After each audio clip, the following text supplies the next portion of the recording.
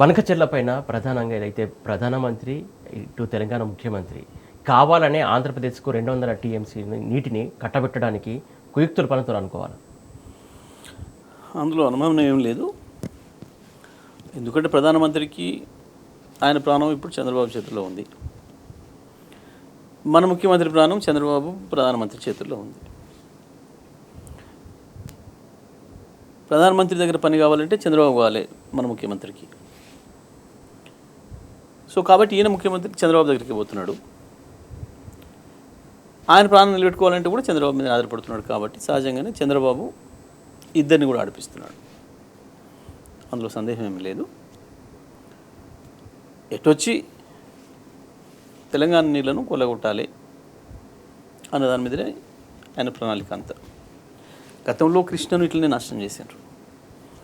కృష్ణ మీద ఏ హక్కులు లేకుండానే పోతిరెడ్డి పడుకు పొగ్గబెట్టి నెమ్మదిగా దాన్ని వెడల్పు చేసి నదినే దూసుకుపోయే పని చేసిండ్రు ఆనాడు.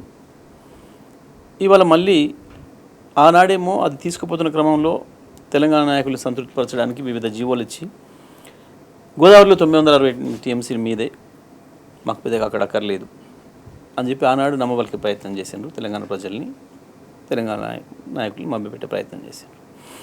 ఇవాళ కృష్ణ మీద మొత్తం సరిపోయింది, దోపిడంతా సరిపోయింది. ఇక అక్కడ పర్ఫెక్ట్గా చేసుకున్నాం. ఇక ఇప్పుడు ఇవి కూడా తాగాలి అనే దానికి వచ్చినారు చంద్రబాబు నాయుడు గారు, గ్యాంగ్ అంతా కూడా. దానికి ఇవాళ దురదృష్టం, తెలంగాణ ప్రజల దురదృష్టం ఏంటంటే ఈ సమయానికి ఈ ముఖ్యమంత్రి ఉండడం.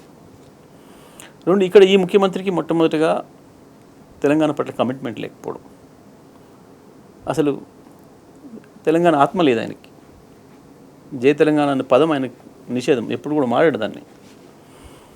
ఇప్పుడు ఒక వర్గం ఎట్లయితే జై శ్రీరామ్ అనదో, ఒక వర్గం యా అల్లా అనదో, ఒక వర్గం క్రీస్తుని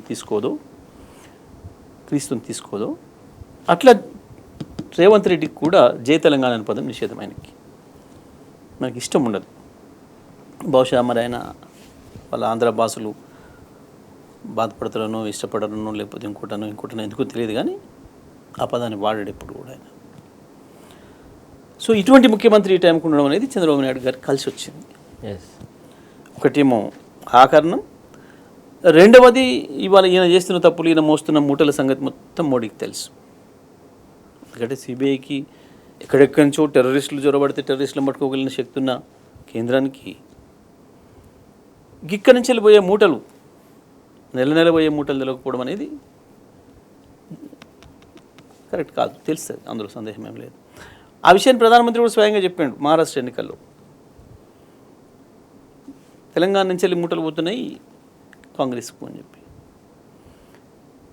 ఇప్పటివరకు ఎక్కడ కూడా చర్యలు లేవు దానిపైన. అంటే అన్నీ తీసి పెట్టుకుంటున్నారు, అన్నీ తీసి పెట్టుకొని నన్ను అట్లా బ్లాక్మెయిల్ చేసి పెడుతున్నారు. కాబట్టి ఈయన గుట్టంతా వాళ్ళ దగ్గర ఉంది కాబట్టి సహజంగానే ఈయన లొంగి ఉంటాడు ఆయనకి. అది చంద్రబాబు ద్వారా ఈయన పనులు తీసుకుంటున్నాడు. నీకు అక్కరైనప్పుడు నీకు కూడా ఉపయోగపడతాం, మోడీ గారు ఉపయోగపడతాడు, మా వాడే నేను చెప్తే వింటాడు, ఏమి ఇబ్బంది లేదు.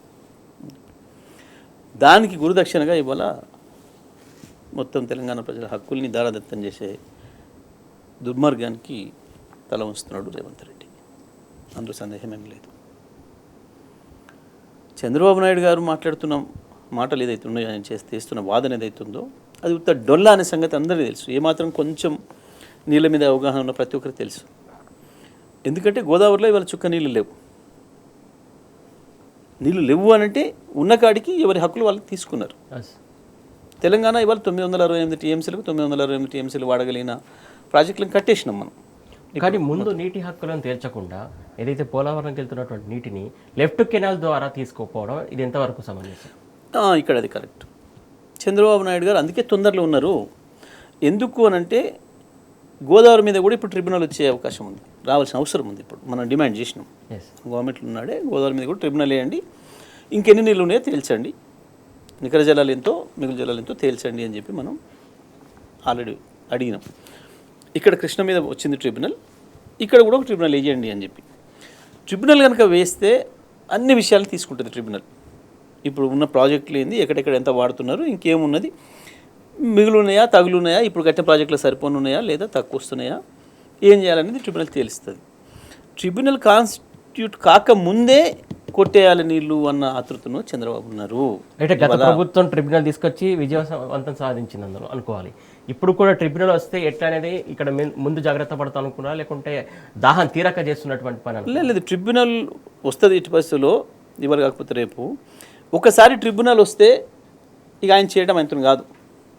మాట చెప్తున్నా, మనం మామూలు భాషలు చెప్పుకోవాలి, ప్రజలకు అర్థం కావాలంటే, ఆయన ఒక బ్యాంకులో దొంగతనం చేయదలుచుకున్నాడు.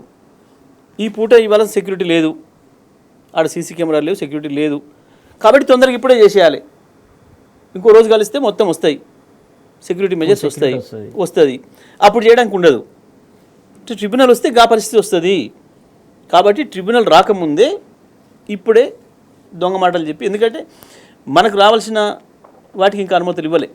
సమ్మక్క సాగర్ కావచ్చు, మన సీతమ్మ సాగర్ కావచ్చు, ఇంకా అనుమతులు ఇవ్వలేదు. ఒకవైపు కృష్ణ మీద కూడా మనకు రావాల్సిన నీళ్ళు ఏదైతున్నాయో ఆయన ఆల్రెడీ పట్టిసి మంచి తీసుకుపోతున్న దానికి బదులుగా మనకు 45 టీఎంసీలకు ఏదైతే రావాలనో అనుమతి, దాన్ని కూడా ఇంకా ఇవ్వనియలే. చంద్రబాబు సంతకం పెట్టలే, కేంద్రం నుంచి కూడా రాలేదు. పైన మహారాష్ట్ర కర్ణాటక ఇచ్చేసారు. 80 టీఎంసీలు ఏదైతే పట్టిసీమ నుంచి వెళ్ళి మన పై రాష్ట్రాలు 3 రాష్ట్రాలకు రావాల్సిన ఉన్నాయో, దాంట్లో మహారాష్ట్రకు కావాల్సింది, కర్ణాటక కావాల్సింది 21 టీఎంసీలు, 14 టీఎంసీలకు ఇచ్చేసారు. మనకు రావాల్సిన 45 టీఎంసీలకు ఇంకా ఇవ్వలేదు. ఇవి అన్నిటిని ఇట్లే పెట్టి, ఈ ఇష్యూస్ను పెండింగ్లో పెట్టి అక్కడ నీళ్లు ఉన్నాయని చూపించి ఆ వంకతో తీసుకుపోవాలి అనేది చంద్రబాబు కుట్ర. ఎందుకు తొందరపడుతున్నాడు అంటే దీని కొరకు తొందరపడుతున్నాడు. వీటన్నిటికీ అనుమతులు వస్తే ఇంకెక్కడే నీళ్ళు లేవు కదా అని అంటారు. వాస్తవం వాడుతున్నాం మనం ఆల్రెడీ, బట్ అధికారికంగా మనకు అనుమతి కావాలి. అది వచ్చేసిందంటే ఇంకా అయిపోయింది. There is the matter. ఇంకా కేంద్రం కూడా ఏం చేయలేదు, చేతులు ఎత్తేస్తారు వాళ్ళు కూడా. లేవు కదా మరి నీళ్ళు, నిజమే. ఎందుకంటే లెక్కల్ని తోసిపుచ్చలేరు కదా, తిమిని పంపి చేయడం సాధ్యం కాదు కదా. కాగితాల మీద లెక్కలు ఉన్నాక మొత్తం ప్రపంచాన్ని మోసం చేయలేరు కదా. సో అది సాధ్యం కాదు. కాబట్టి తొందరగా వీటి అనుమతులు ఇవ్వకుండానే వాటిని ఇట్లా పెండింగ్లో పెట్టి ఈ నీళ్ళు దొబ్బిపోవాలి, దాంట్లో హక్కు సాధించాలి అనేది చంద్రబాబు నాయుడు తాపత్రయం.